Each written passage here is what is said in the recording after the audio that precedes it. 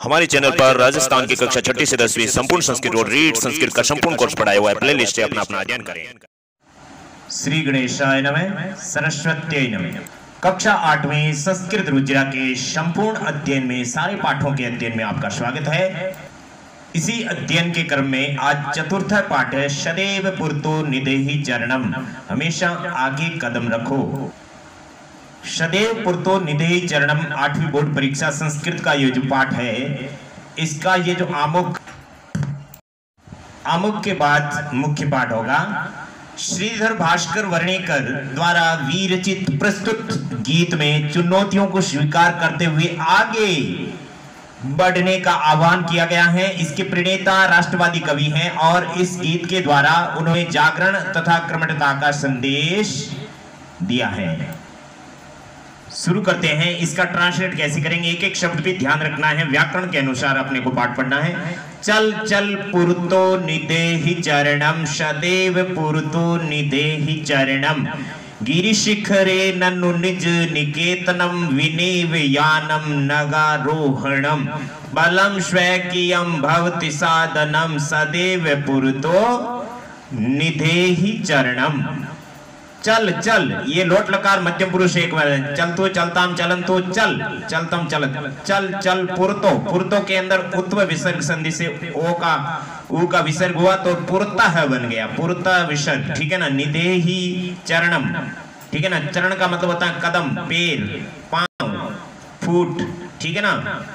चल चल, चलो चलो ऑर्डर दिया जाता है लोट लकार में, चलो चलो, पुरत यानी आगे, पुरत यानी फॉरवर्ड, आगे, चरणम कदम, स्टेप, निदेहि रखो, ठीक है ना। चलो चलो आगे कदम रखो, याद हो गया। सदैव, सदैव के अंदर सदा प्लस ए वृद्धि संधि है, दो मात्रा होती है, वृद्धि संधि होती है, एक मात्रा होती है, गुण संधि होती है। तो यहाँ कौन सी संधि है आपके, यहाँ पर आपके वृद्धि संधि है। सदैव पुरतो निदेहि चरणम, सदैव यानी हमेशा, पुरत यानी आगे, चरणम यानी कदम, निदेहि यानी रखो। चलो चलो आगे कदम रखो, हमेशा आगे कदम रखो। गिरि शिखरे ननु निज निकेतनम, गिरि शिखरे पर्वत रूपी, पर्वत के शिखर पर, गिरि शिखरे, गिरे शिखरे है ना, षष्ठी तत्पुरुष समास। पर्वत के शिखर पर, चोटी पर, ननु यानी निश्चय ही, निज यानी अपना, निकेतनम यानी घर है। पर्वत की चोटी पर निश्चय ही अपना घर है, निज, निज यानी अपना, निजी, अपना, निकेत यानी घर है। विनेव यानम नगारोहणम, विनेव के अंदर फिर से वृद्धि संधि है, विना प्लस एव, विना और एव दोनों क्या है, अव्यय है। विना यानी के बिना, एव यानी ही। यानम, विनेव यानी बिना, एव का साथ में ही रहेगा, बिना, यानम यानी, यान यानी हवाई जहाज, ठीक है ना, जहाज के, बिना विमान के, विमान शब्द आता है संस्कृत में, बिना विमान के, नग आरोहणम, नग, नग का मतलब होता है पर्वत, न का मतलब नहीं, गए यानी जा सकते, गमन कर सकते, नहीं जा सकते वहां पर, वो होता है नग, नग का मतलब होता है पर्वत। आरोहणम, आरोहण का मतलब चढ़ना, ठीक है ना। बिना ही वाहन के, बिना ही विमान के पर्वत पर चढ़ना है, बिना ही यान के, बिना ही वाहन के, बिना ही विमान के, बिना ही हवाई जहाज के पर्वत पर चढ़ना है। बलम स्वकीयम भवति साधनम, और वहां पर स्वकीयम यानी अपना, स्वकीयम यानी अपना, बलम यानी बल, साधनम यानी साधन, भवति यानी होता है। वहां पर अपना बल ही क्या है, साधन होता है, बाकी वहां पर कोई साधन नहीं है। सदैव पुरतो निदेहि चरणम, हमेशा आगे कदम रखो। पूरा इसका दोबारा देख लो। निश्चय ही पर्वत के शिखर पर अपना घर है, बिना विमान के पर्वत पर चढ़ना है, अपना बल ही साधन है, हमेशा आगे कदम रखो।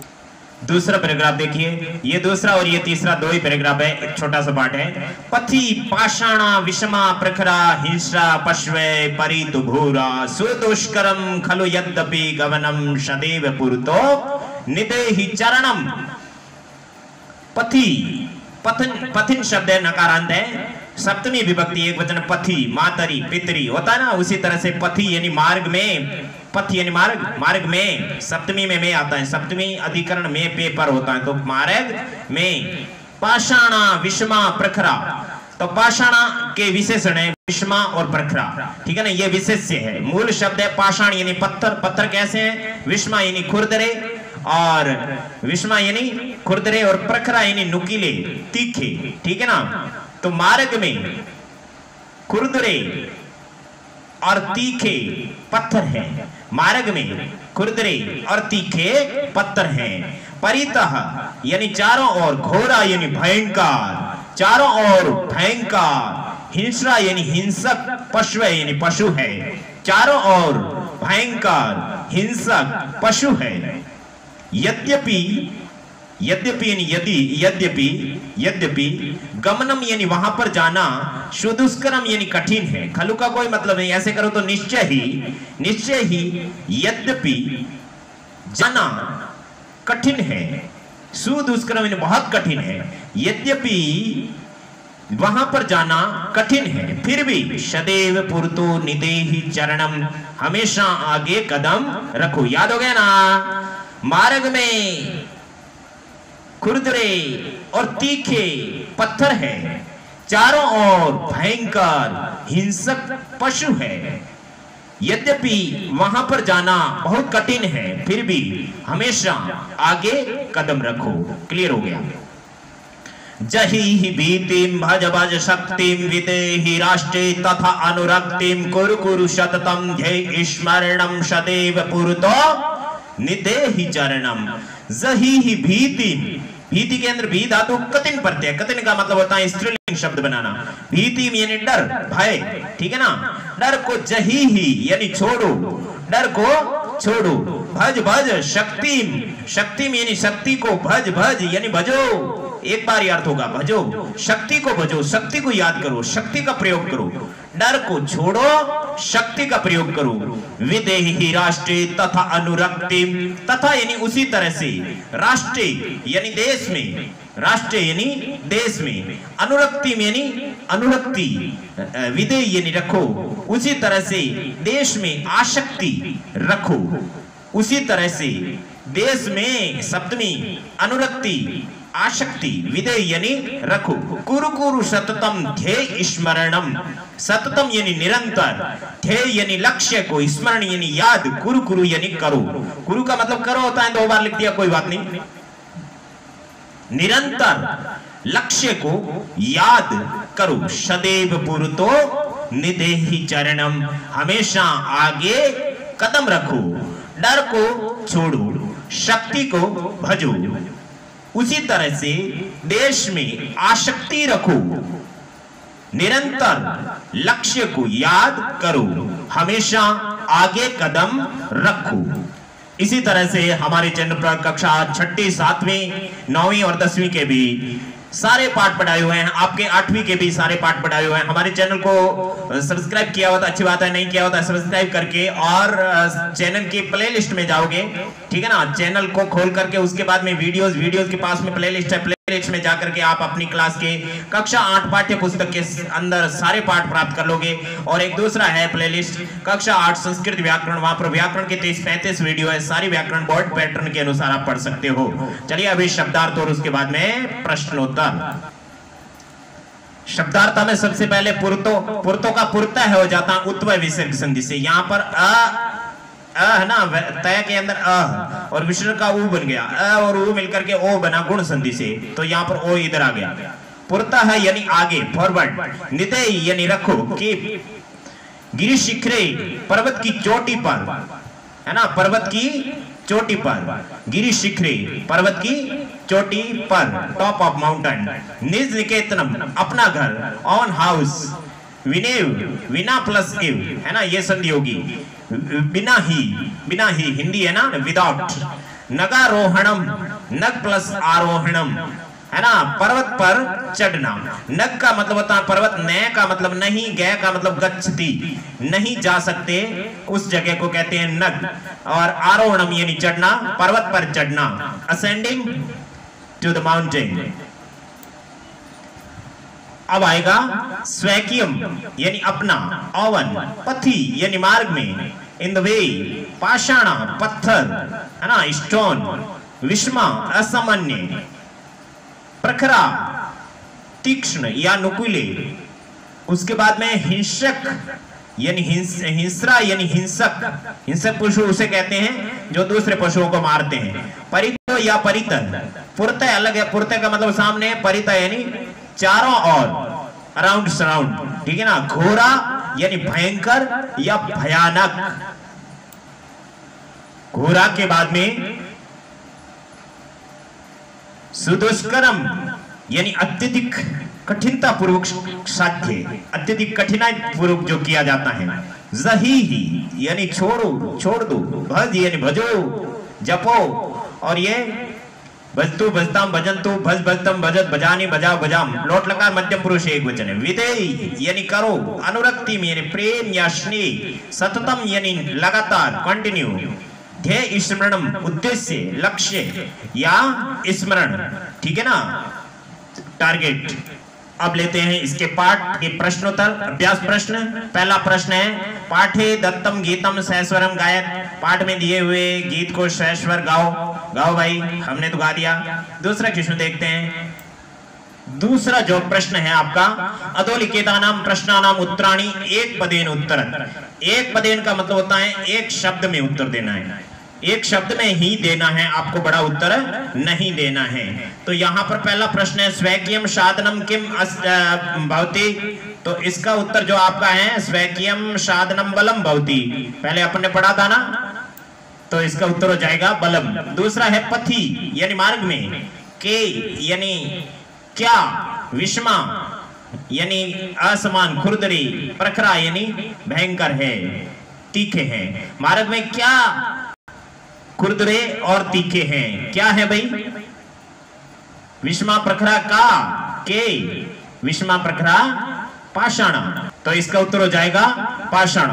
अब तीसरा प्रश्न है कि सततम किम करणीयम, सततम किम करणीयम, हमेशा क्या करना चाहिए? अपने लक्ष्य को याद करना चाहिए। ध्येय स्मरणम, ये इसका सही उत्तर हो गया। ये प्रश्न भी पूछा जा सकता है, एतस्य गीतस्य रचयिता क, इस गीत के रचयिता कौन है? श्रीधर भास्कर वर्णेकर। तो वन वर्ड में ये आपका आंसर हो गया, एतस्य गीतस्य रचयिता श्रीधर भास्कर वर्णेकर। उसके बाद में स कीदृश कवि मन्यते, वह कैसा कवि माना जाता है? तो अमुक में अपन ने पढ़ा था, वो राष्ट्रवादी कवि है। इस तरीके से आपके इन सारे प्रश्नों के उत्तर हो जाएंगे, परंतु ये वन वर्ड होते हुए भी इनकी खड़ी पाई बहुत ही आवश्यक है, तो उत्तर में आपके इनके खड़ी पाई आ जाएगी। अब आएगा तीसरा प्रश्न। तीसरा प्रश्न इस तरीके का होता है कि इसके अंदर मंजूषातः क्रियापदानी चित्वा रिक्त स्थानानि पूर्यत, मंजूषा से क्रियापदों को चुन करके रिक्त स्थानानि भरनी है, ठीक है ना। तो मंजूषा के अंदर सब लोट लकार लिखे हुए, मध्यम पुरुष एक वचन, निदेहि, विदेहि, जहि, हिदेहि, भज, चल और गुरु, ठीक है ना। ये आपके प्रश्न में पदी है, ये आत्मनेपदी है और ये प्रश्न में पदी। इस तरीके से लोट लकार के अंदर आपके ये लिखे हुए हैं। तो सबसे पहला त्वं पुरतः चरणम निदेहि, ये आपका उदाहरण है, तुम आगे कदम रखो। तो यहाँ पर क्या आएगा? त्वं विद्यालयम, त्वं विद्यालयम, भज, चल या कुरु, इधर से तो आएगा नहीं, तो चल आएगा, ठीक है ना। त्वं विद्यालयम, चल, चल आ जाएगा। इसके बाद में राष्ट्रीय अनुरक्तिम, राष्ट्रीय अनुरक्तिम क्या आएगा? विदेही, रखो, राष्ट्रीय अनुरक्तिम विदेही। कुछ तो अपने को पाठ के अनुसार करना है, देश में आसक्ति रखो।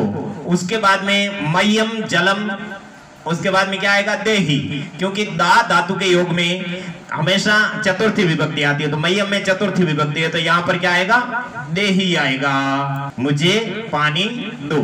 मूड, धन, धनगतम, तृष्णाम, धन में तृष्णा, फिर क्या आएगा? जही ही, छोड़ो, जही यानी छोड़ो। मूर्ख, धन में तृष्णा छोड़ो। फिर गोविंदम, फिर दो ही है, कुरु या भज, गोविंदम का तो भज ही होगा, भज गोविंदम मतलब भगवान का भजन करो।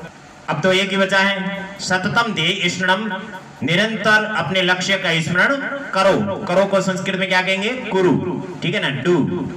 ये क्री धातु आपका डू डज है, धातु रूप शब्द रूप ये सारे आपको याद कर लेने चाहिए। हमारे चैनल पर धातु रूप शब्द रूप के आपके व्याकरण के पोर्शन के अंदर सबसे पहले शब्द रूप है, उसके बाद में धातु रूप है। ये अच्छे से याद कर लो, प्रत्यय वगैरह ग्रामर अच्छे से पढ़ लो। आपको इस पाठों को किसी को पढ़ाने की जरूरत नहीं है, आप अपने आप पढ़ोगे, अपने आप करोगे, बहुत सरल हो जाएगा आपके लिए। बिना ग्रामर के आप रट करके संस्कृत में कुछ नहीं कर सकते। तो यहाँ पे क्या आएगा? कुरु। चलिए हो गया आपका तीसरा क्वेश्चन। देखते हैं चौथा क्वेश्चन। चौथा क्वेश्चन के अंदर है अ भी है। अ के अंदर उचित कथनानाम समक्षम आम, अनुचित कथनानाम समक्षम न इति लिखित। मतलब जो सही बात है उसके सामने आम यानी हाँ लिखना है, अनुचित यानी जो सही बात नहीं है उसके समक्षम यानी सामने न लिखना है।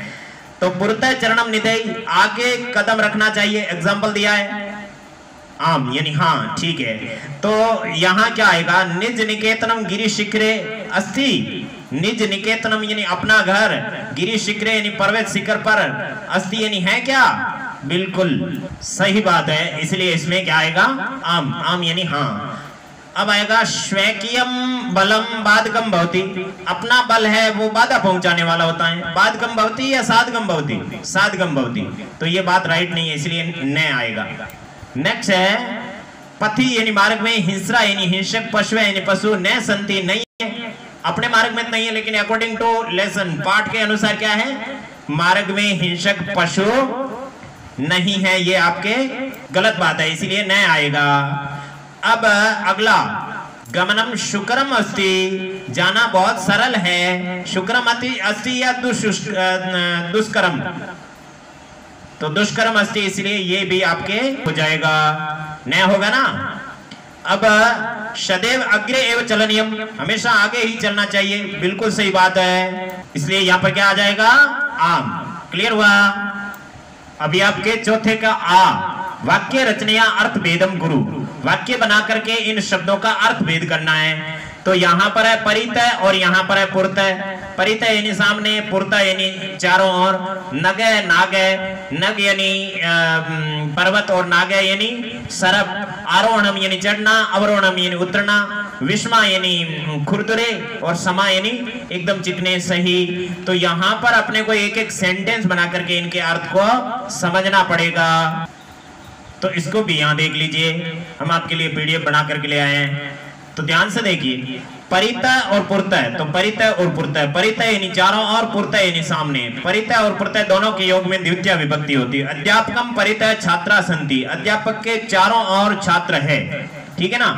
तो अब परितय के योग में अध्यापक में द्वितीय विभक्ति लगी है, तो पुरतय के योग में भी, सामने के योग में भी द्वितीय लगती है। विद्यालयम पुरतः देवालय अस्ति, पुरतः यानी सामने, विद्यालय में विद्यालय के, पुरतः यानी सामने, देवालय यानी मंदिर, अस्ति यानी है। अब नग है, नाग है, नग यानी पर्वत, नाग यानी सर्प। नग एव पर्वतम, नग ही पर्वत है, नाग एव भुजग, नाग ही क्या है? भुजग है, सर्प है। आरोहणम यानी चढ़ना, अवरोहणम यानी उतरना। वानर वृक्ष आरोहणम करोति, वानर यानी बंदर, वृक्ष यानी वृक्ष पर, आरोहणम यानी चढ़ना, करोति यानी करता है, चढ़ने का कार्य करता है। अब अवरोहणम यानी उतरना, वानर वृक्षात अवरोहणम करोति, वृक्ष से उतरने का कार्य करता है। अब आप ध्यान से देख सकते हैं, विस्मा यानी टेढ़े, टेढ़ा। वन मार्गा विस्मा संति, वन में मार्ग होता है, जंगल में जो मार्ग होते हैं वो विषम होते हैं, मतलब टेढ़े होते हैं। समाहा यानी समान। मैदान मार्गः समासंति, यानी मैदान में जो मार्ग होते हैं वो एकदम समतल होते हैं। अब ये पांचवा क्वेश्चन, एक एक क्वेश्चन आपके प्रैक्टिस बहुत अच्छी हो रही है ग्रामर की। मंजूषा अव्यय पदानी चित्वा रिक्त स्थानानि पूर्यत। मंजूषा से, इंडेक्स से अव्यय पदों को, ये सारे अव्यय पद हैं, न काल में, न वचन में, न पुरुष में, न लिंग में, कहीं पर भी चेंज नहीं होते हैं। इनको चुन करके रिक्त स्थानों को पूर्ति करनी है। तो विद्यालय से देखो, एव, खलु तथा, परितः, पुरतः, सदा और विना। एव यानी ही, खलु का मतलब कोई भी नहीं है, जहाँ किसकी भी जरूरत नहीं होती है वहां खलु लिख दो। तथा यानी उसी प्रकार, परितः यानी चारों ओर, पुरतः यानी सामने, सदा यानी हमेशा, विना यानी बिना। तो विद्यालय से खाली जगह एकम उद्यानम अस्ति, तो यहाँ पर क्या आएगा? विद्यालय से, विद्यालय के सामने एक उद्यान है, तो सामने को क्या कहेंगे? पुरतः। तो इसको विद्यालय से नहीं लिखना चाहिए, विद्यालयम लिखना चाहिए, क्योंकि प्रत्यय के योग में हमेशा द्वितीया आती है, तो विद्यालय से पुरतः, ठीक है ना। अब क्या आएगा, सत्यम एव जयते, सत्य की ही जीत होती है। अब क्या है, किम भवान स्नानम कृतवान, क्या आपने स्नान किया। अब आगे क्या आएगा, कुछ नहीं आएगा, तो खलु लिख दो, हो गया। अब स यथा चिंत्यते तथा आचरति, वह जैसे सोचता है वैसा ही करता है, तो तथा यहाँ पर आ जाएगा आपके। बाकी के कितने रहे, क्योंकि आगे और भी है, ये पृष्ठ नंबर 23 है, 24 पे आपके और है। तो अभी कौन कौन से हो गए, ये आपके 1 2 3 4 हो गए। अब आपके परितः, सदा और बिना 3 शेष रहे। मैं आगे प्रश्न उल्ट रहा हूं, वहां पर आपको ये इंडेक्स नहीं मिलेगा। परितः यानी चारों ओर, सदा यानी हमेशा, बिना यानी के बिना, ये 3 शब्द याद रखना, ठीक है ना। कौन कौन से, परितः यानी चारों ओर, सदा यानी हमेशा, बिना यानी के बिना। आगे 3 सेंटेंस और है। अब यहाँ पर पहला है मतलब 5वां कि ग्रामम खाली जगह वृक्षा संति, तो ग्रामम के बाद में क्या आएगा, क्योंकि ग्रामम द्वितीय विभक्ति, द्वितीय के योग में हमेशा कौन सा, विना और परितय शब्द आता, तो यहाँ परितय आएगा। ग्रामम परितय वृक्षा संति, और विद्या खाली जगह जीवनम वृथा, तो बाकी और क्या था, विना, तो यहाँ पर क्या आएगा, विद्याम विना जीवनम वृथा, विद्या के बिना जीवन बेकार है। खाली जगह भगवंतम भज, और क्या था, सदा, सदा भगवंतम भज, तो इन तीनों खाली जगहों को भर देते हैं। तो ये तीनों हो गए आपके। गांव के चारों ओर वृक्ष है, विद्या के बिना जीवन बेकार है, हमेशा भगवान का भजन करो। छठे प्रश्न में क्या लिखना है, विलोम पदानी योजत, विलोम शब्दों को आपस में जोड़ना है। तो सबसे पहले मैं आपको तो पुरता यानी सामने, स्वैकीय यानी अपना, भीति यानी डर, अनुरक्ति यानी अनुरक्ति, गणम यानी जाना, विरक्ति यानी विरक्ति, आगमनम यानी आना, पृष्ठता यानी पीछे से, और परकीयम यानी दूसरों का, साहस यानी साहस। तो पुरता यानी सामने, पृष्ठता यानी पीछे, स्वैकीयम यानी अपना, परकीयम यानी दूसरा, भीति यानी डर, साहस यानी साहस, अनुरक्ति यानी अनुरक्ति, विरक्ति यानी विरक्ति, है ना। अनुरक्ति यानी प्रेम, विरक्ति यानी विराग, गमनम यानी जाना, आगमनम यानी आना। इस तरीके से इनको जोड़ देना है। केवल जोड़ना ही नहीं है, इनको पूरा समझना है, ठीक है ना। समझ करके ऐसे प्रश्नों के उत्तर देने हैं।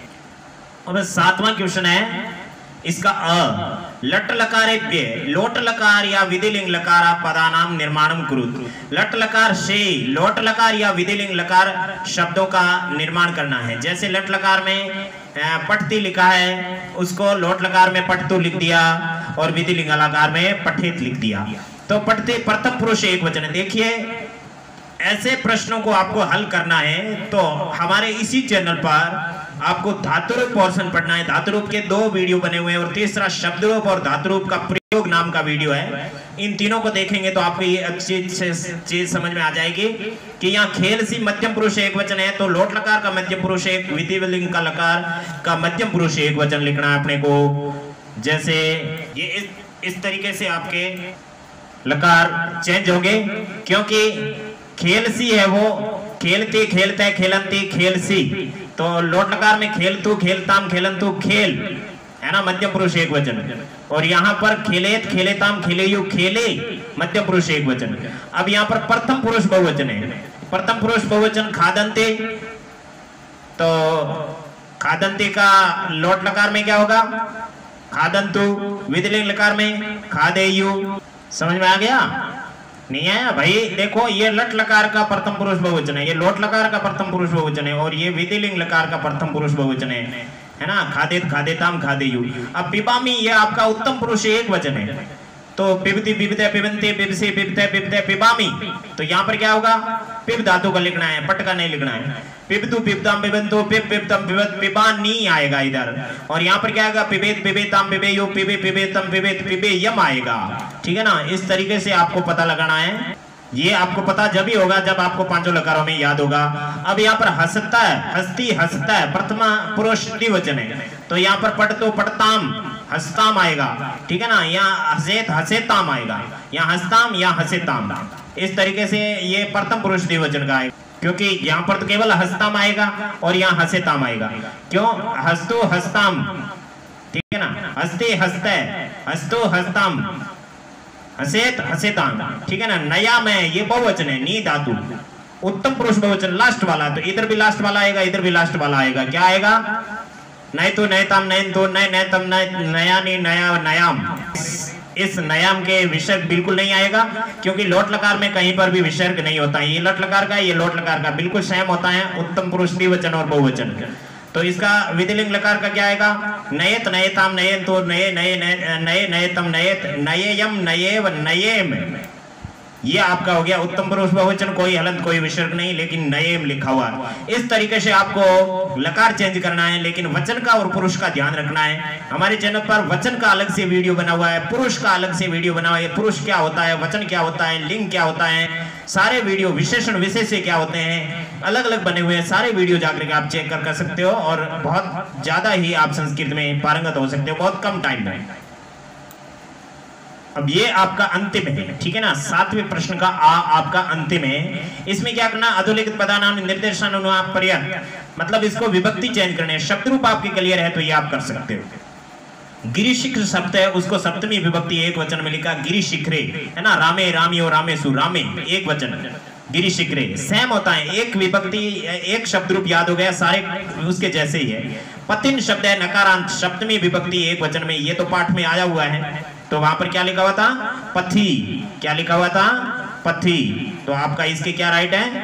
पथी, ठीक है ना। राष्ट्र शब्द चतुर्थी विभक्ति एक वचन, तो चतुर्थी विभक्ति एक वचन में रामाय, तो यहां पर भी राष्ट्र आए होगा ना। अब आता है पाषाण। पाषाण में सप्तमी विभक्ति एक वचन में लिखना है, तो गिरिशिखर सप्तमी विभक्ति एक वचन गिरिशिखरे, तो पाषाण सप्तमी एक वचन में पाषाणी, पाषाणी यानी पत्थर में। अब यान शब्द है, द्वितीय विभक्ति बहुवचन है, तो यान तो आपके नपुंसकलिंग है, द्वितीय विभक्ति बहुवचन में क्या होगा? यानम याने यानानी, यानम याने यानानी, तो द्वितीय बहुवचन में ज्ञानानी। ये फल शब्द की तरह चलता है, फलम फले फलानी। अब है शक्ति। शक्ति भी प्रथमा विभक्ति एक वचने, तो शक्ति इकारांत स्त्रीलिंग शब्द है, तो प्रथमा एक वचन में विसर्ग होता है, ठीक है ना। बड़ी ई की मात्रा होती है नदी की तरह, तो उसमें विसर्ग नहीं होता है। प्रथमा एक वचन में छोटी ई की मात्रा विसर्ग होता है, तो क्या शब्द बन जाएगा? शक्ति ही। अब आएगा पशु। पशु सप्तमी विभक्ति बहुवचन में क्या होगा? सप्तमी विभक्ति बहुवचन में पशुषु, ठीक है ना। लतासु, रमाशु, रामाशु, लास्ट में शु आता है ना, सबके लास्ट में शु आता है सप्तमी बहुवचन में, तो यहाँ पर पशुषु, ठीक है ना। इस तरीके से अपने सारे प्रश्नोत्तर हो गए हैं, और ये आपकी जो बुक है उसके अभी चौथा पार्ट हो गया। सारे पार्ट इसी के अंदर पड़े हुए हैं, आप अच्छे से उसका अध्ययन करें। बोर्ड परीक्षा के अनुसार, बोर्ड पैटर्न के अनुसार पेपर डिस्कस और सारा कुछ हमारे चैनल पर अवेलेबल है। आपको अगर 8 में पूरा ग्रेड प्राप्त करना है, और उसके बाद में 9th में आपको सपोर्ट मिलेगा, 10th तक आप संस्कृत नहीं भूलोगे, इस तरीके से आपको पढ़ना है, तो हमारी ग्रामर को जरूर पढ़ें। और ग्रामर के अंदर जो भी टॉपिक है आपके सिलेबस में नहीं है, तो भी उसका एक बार अच्छे से अध्ययन कर लें, क्योंकि उसमें ज्यादा टाइम नहीं लगेगा। जो वीडियो एक बार देखोगे आपको समझ में आ जाएगा बातों ही बातों में, इसलिए उसको पूरा देखें। और उसके बाद में आप लोग जो है अपने भाई साथियों को भी बताएं, कक्षा 6ठी से 10वीं तक बहुत अच्छे से। और रीट संस्कृत का जो पोर्शन है, रीट 3rd ग्रेड की तैयारी करने वाले, उनके लिए भी पूरा सिलेबस दिया हुआ है, उनको भी एक बार अध्ययन करना चाहिए। बस आपको वीडियो सारे पूरे देखने, बीच में छोड़ के भागना नहीं है। एक बार आपको समझ में नहीं है थोड़ा बहुत, तो आगे आपको समझ में आ जाएगा, लेकिन पूरा देखना है, आपको कुछ न कुछ जरूर समझ में आ जाएगा। इन्हीं शब्दों के साथ में आगे वाले वीडियो तक हम अपनी वाणी को विराम देते हैं। हे भगवान, भला सबका करो, शुरू हमसे करो।